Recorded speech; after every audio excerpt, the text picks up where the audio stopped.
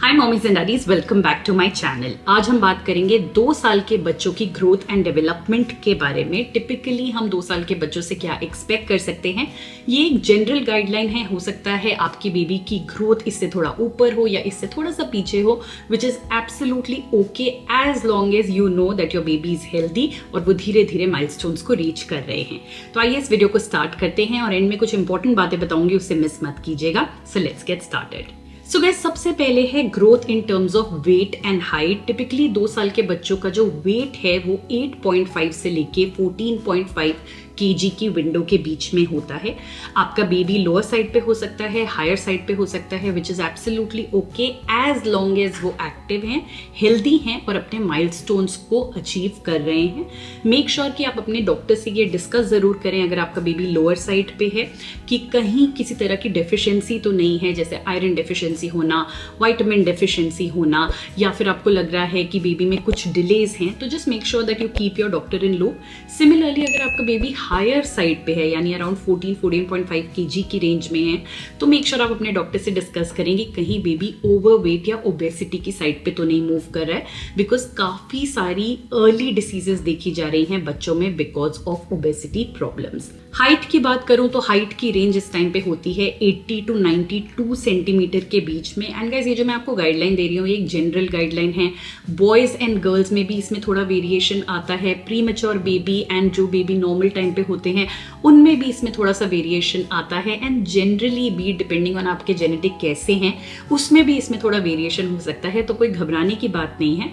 As long as you are seeing that your baby is growing, everything is fine. Next important चीज है बच्चे की sleep. तो इस टाइम पे बच्चे टिपिकली 11 to 14 आवर्स की स्लीप लेते हैं through out the day and night. बहुत जरूरी है कि इस टाइम पे बच्चों को एक आफ्टरनून नैप जरूर दी जाए। बिना उस आफ्टरनून नैप के बच्चे काफी ज्यादा क्रैंकी हो जाते हैं और उनकी डेवलपमेंट पे भी इसका असर पड़ता है।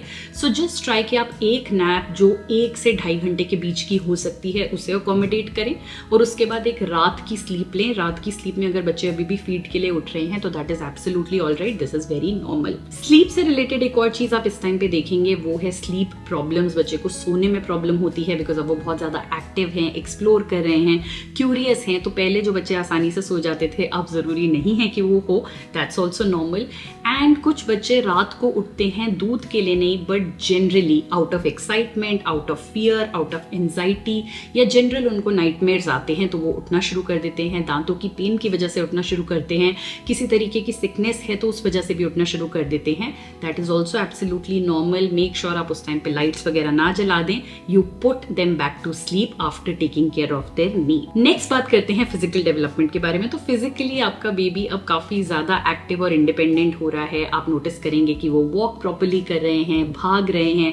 इनफैक्ट अब वो जंप करना भी स्टार्ट कर देते हैं, हॉप करना स्टार्ट कर देते हैं। They want to climb on things. सारी मुश्किल चीजें पकड़ के वो चढ़ना चाहते हैं, उतरना चाहते हैं। That's also absolutely normal. आपको इस टाइम पे सुपरविजन ज्यादा रखना है, बट आप देखेंगे कि काफी चीजें वो इंडिपेंडेंटली करने की कोशिश करते हैं। उनके मोटर स्किल्स और ज्यादा फाइन हो रहे हैं। आप नोटिस करेंगे कि अब वो खुद से खाना खाना चाहते हैं, स्पून पकड़ना, फोक पकड़ना वो ऑब्जर्व करते हैं and they are also easily able to do it. काफी बच्चे इस टाइम पे खुद से फीड कर रहे होते हैं और काफी नहीं भी कर रहे होते हैं। Both of that is absolutely normal as long as उनके मोटर स्किल्स डेवलप हो रहे हैं। वो कलर्स पकड़ के सर्कल्स बना सकते हैं, लाइन खींच सकते हैं, वो अपनी सॉक्स खुद से उतार सकते हैं, ब्रश पकड़ के ब्रश करने की कोशिश कर सकते हैं, बॉटल पकड़ के बॉटल से खुद दूध पीने का अटेम्प्ट कर सकते हैं, ग्लास से पानी पी सकते हैं अगर आप उन्हें पकड़ाएं बिना गिरे। तो ये सारे मोटर स्किल्स उनके डेवलप होते हैं। तो फिजिकली उनकी ग्रोथ बहुत ही फास्ट पेस पे हो रही है। नेक्स्ट बात करते हैं कम्युनिकेशन के बारे में। तो इस टाइम पे बच्चे अराउंड 50 to 75 वर्ड्स का वोकैबुलरी बोल लेते हैं। नॉर्मली बच्चे एक वर्ड बोलते हैं, बट काफी बच्चे स्टेज पे 2 वर्ड्स को भी ज्वाइन करके शॉर्ट सेंटेंसेस बोलना स्टार्ट कर देते हैं, जैसे कि mama water, baby hungry, you know something like that. 2 words join करके अपनी बात को समझाने की कोशिश करते हैं। वो चीजों की तरफ पॉइंट करके आपको बता सकते हैं कि उन्हें क्या चाहिए। अगर उनका वर्ड उन्हें नहीं पता है तो साथ ही वो आपके वर्ड्स को रिपीट करते हैं। तो इस टाइम पे you have to be very mindful कि आप उनके सामने क्या बात कर रहे हैं और किस तरीके से बात कर रहे हैं, because this is the stage जहां वो पूरी तरीके से आपकी कॉपी करने की कोशिश करते हैं। May be not immediately but at a later time वो ऐसा कुछ बोलेंगे या ऐसा कुछ करेंगे कि आपको लगेगा ये एग्जैक्ट चीज़ आपने उनके सामने करी है। तो just be very careful, hitting, shouting, loud noises, fighting, ये सब चीज़ें तो आपको टोटली अवॉइड करनी है बिकॉज दिस इज समथिंग जो बच्चे घर से ही सीखते हैं। नेक्स्ट बात करते हैं इमोशनल डेवलपमेंट के बारे में। सो एज 2 को नॉर्मली टेरेबल 2 बोला जाता है, but if you ask a parent it's actually a terrific 2 because आपको इतना मजा आता है उनके साथ, because now they are communicating well, now they are playing so nicely, now they have become independent and they are physically active. But इसे terrible 2 इसलिए बोला जाता है बिकॉज इमोशनली ये स्टेज थोड़ी सी डिस्टर्बिंग होती है। ये स्टेज होती है टैंट्रम्स की स्टेज। बेसिकली इस टाइम पे आपके 2 ईयर ओल्ड को अपने आप को एक्सप्रेस करना आ रहा है, बट हर इमोशन को कैसे एक्सप्रेस करना है वो उन्हें नहीं पता। 1 मिनट में वो हंस रहे होते हैं, अगले मिनट में वो रो रहे होते हैं, तीसरे मिनट में वो चिल्ला रहे होते हैं, चौथे मिनट में वो फ्लोर पे लेटे होते हैं, 5वें मिनट में वो फिर से हंस रहे होते हैं। सो बहुत सारे इमोशंस उनके अंदर चल रहे होते हैं जिसको वो अलग अलग तरीके से एक्सप्रेस कर रहे होते हैं। आप उन इमोशंस पे कैसे रिस्पॉन्ड करेंगे उसका ध्यान आप अभी रखिएगा, बिकॉज अगर आप उनके नॉट सो पॉजिटिव इमोशंस को गलत तरीके से रिस्पॉन्ड करेंगे तो वही उनका एक बिहेवियर बन जाएगा और उसी को वो एक्सेप्ट कर लेंगे कि ये करने से उनको इस तरीके का रिएक्शन मिलेगा।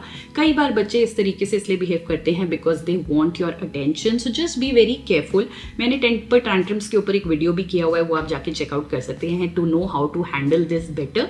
बट इमोशनली अगर आप इस स्टेज को अच्छे से मैनेज करें तो it's actually a terrific 2 stage. And अब बात करते हैं सोशल डेवलपमेंट के बारे में। तो सोशल डेवलपमेंट भी बच्चों का इस स्टेज पे बहुत तेजी से बढ़ रहा होता है बिकॉज हम उन्हें पार्क लेके जाते हैं, बाहर लेके जा रहे होते हैं, तो काफी हम उन्हें सोशल एक्सपोजर दे रहे होते हैं। नाउ गाइस रिमेंबर, आप अपने बच्चों को इस पे मत जज कीजिए कि जब आप उन्हें बाहर लेके जाते हैं क्या वो सबको देख के स्माइल करते हैं, हाई करते हैं, हग करते हैं, किस करते हैं, क्या वो दूसरे बच्चों के साथ जाके खेलते हैं। That is not important. Socially उनकी डेवलपमेंट इतनी ही इंपॉर्टेंट है कि जब वो बाहर जाते हैं तो वो डर नहीं जाते, वो अनकंफर्टेबल फील नहीं करते, वो वहां से चले नहीं जाते, या फिर ऐसा नहीं होता कि वो दूसरे बच्चों को देख के कंप्लीटली डिफरेंट जगह पे जाके चुपचाप बैठना चाहते हैं। एज लॉन्ग एज आपका बेबी दूसरे बच्चों के आसपास खड़ा भी है, भाग रहा है, उनकी चीजों को टच कर रहा है, यूज करना चाहता है, that is good progress of social development. इस टाइम पे आप ये एक्सपेक्ट नहीं कर सकते कि वो आपस में खेलेंगे, they are too young to do that. वो आसपास भी अगर नॉर्मल रह रहे हैं तो that is good enough. Also मुझे ऐसे लगता है कि बच्चों को हर किसी को देख के हक करना, किस करना सिखाना भी नहीं चाहिए, बिकॉज आपकी एक अपनी पर्सनल स्पेस होनी चाहिए। आपकी family should be different from people outside. So ये चीजें आपको अभी से सिखाना चाहिए कि how to greet people outside versus how to greet people in family, और ये डिफरेंशिएशन क्रिएट करना अभी से ही जरूरी है। नहीं तो आपके बच्चे बाद में हर किसी को हग और किसेस कर रहे होंगे, which is not something that is good for them in the world that we actually live in. And lastly in terms of play, इस टाइम पे बच्चों को बहुत अलग अलग तरीके की एक्टिविटीज करवाइए बिकॉज उनका ब्रेन बहुत ही फास्ट पेस पे डेवलप कर रहा है। बहुत सारा प्रिटेंड प्ले आपके बच्चे इस टाइम पे ऑलरेडी कर रहे होंगे, they love to do pretend play. And मेरा सजेशन होगा कि उस टाइम पे just let them be, just sit back and watch them, don't participate because they are creating something of their own.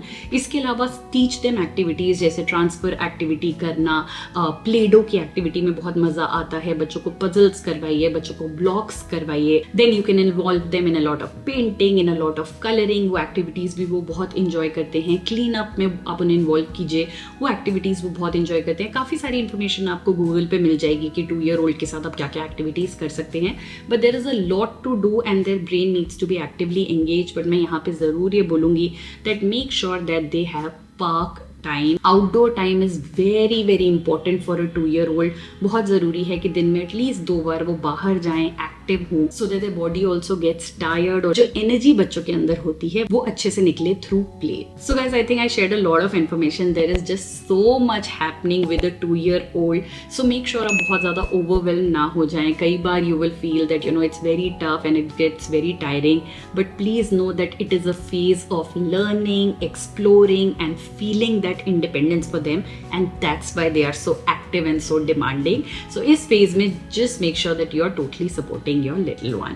Thank you so much for watching this video. हमारे channel पे बहुत सारे videos हैं related to baby care, parenting, and आपको यहाँ पे recipes, milestones, how to take care of a child, सब कुछ मिलेगा. So make sure you subscribe, make sure you search those videos on YouTube, and in fact you can also go through our website and find articles which you can read at night while your baby is sleeping. Thank you so much. Bye bye.